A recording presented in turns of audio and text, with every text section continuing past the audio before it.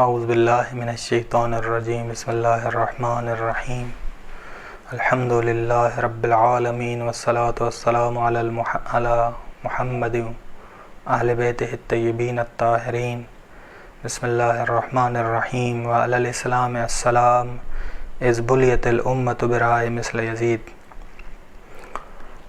موضوع سخن، موضوع گفتگو ہماری یہ ہے کہ قیام امام حسین علیہ السلام کے اسباب کیا ہیں، امام حسین علیہ السلام کے قیام کے اسباب کیا ہیں۔ اول چند چیزیں ہمیں سمجھنا لازمی ہیں کہ نہضت حسینی، قیام امام حسین، کربلا خونی غدیر، ایک پانی والی غدیر تھی کہ جہاں من کنت مولا فہذا علی مولا، رسول خدا صلی اللہ علیہ وسلم نے فرمایا۔ ایک خونی غدیر ہے جہاں امام حسین علیہ السلام نے اپنا پاکیزہ خون دیا تاکہ اسلام کی حفاظت کریں، اسلام کو بچائیں، اسلام کو زندہ کریں۔ بس اپنا پاکیزہ خون دیا اور رسول خدا کی آواز سن کے جناب زینب امام حسین کی ولایت کے حوالے سے بتا رہی ہیں۔ جب امام حسین نے قربانی دی اور رسول خدا سے مخاطب ہوئیں کہ یا رسول اللہ ھذا حسین، یا رسول اللہ یہ امام حسین ہے، مرمل بالدماء، اپنے خون میں لت پت ہے۔ ٹھیک، بس کربلا خونی غدیر ہے، قیام امام حسین الہی قیام ہے۔ کیونکہ اطرت رسول خدا قرآن کے ہم آہنگ ہے، قرآن کے ہم آہنگ ہے۔ ہر وہ چیز جو قرآن کہتا ہے حجت ہے، ہر وہ چیز جو اطرت رسول خدا کہتی ہے حجت ہے۔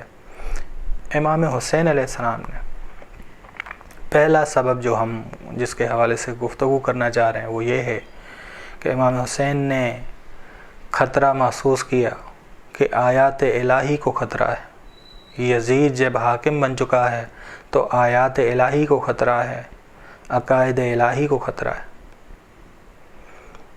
آداب الہی کو خطرہ ہے۔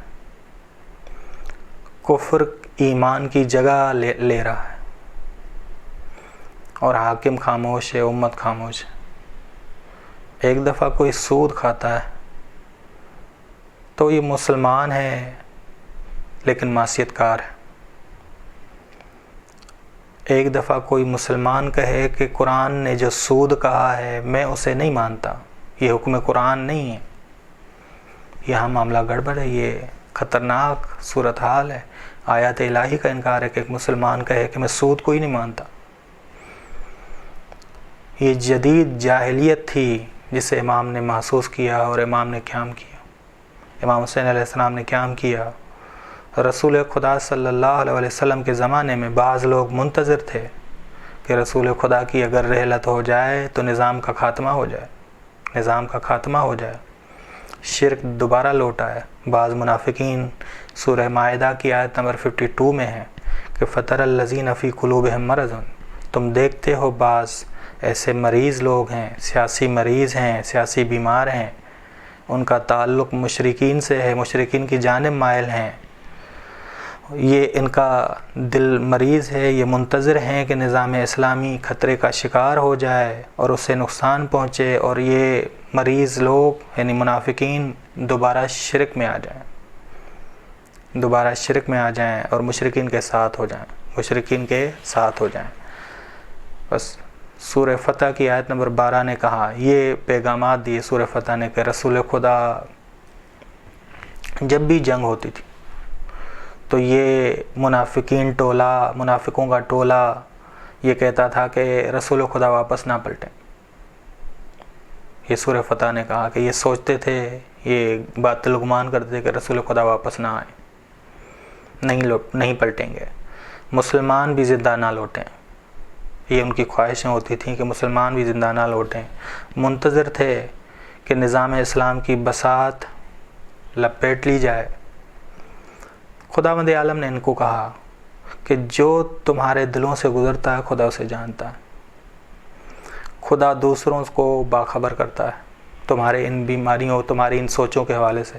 خدا تمہارا راہ علاج بھی ذکر کرتا ہے کہ توبہ کرو، اور اگر توبہ نہیں کی تو اسلامی معاشرے سے خدا تمہیں دور کرے گا۔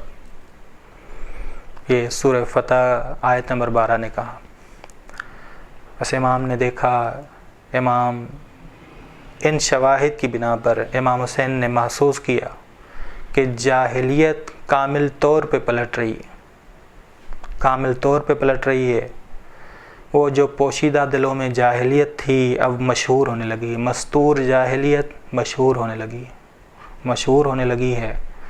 تبھی امام حسین علیہ السلام نے کہا وَعَلَى الْإِسْلَامِ السلام، اس اسلام پہ فاتحہ ہو میری کہ جس کا حاکم یزید جیسا بن جائے، اور وہ یزید کہے، قرآن کا انکار کرے، اشعار پڑھے کہ کوئی وحی نہیں، بنو ہاشم نے معاذ اللہ نبوت کا ڈھونگ رچا، کوئی نبوت نہیں معاذ اللہ، رسول خدا معاذ اللہ کوئی نبی نہیں، اور امت خاموش ہے، امت کوئی آواز بلند نہیں کر رہی، بس ایسے اسلام پہ فاتحہ ہو۔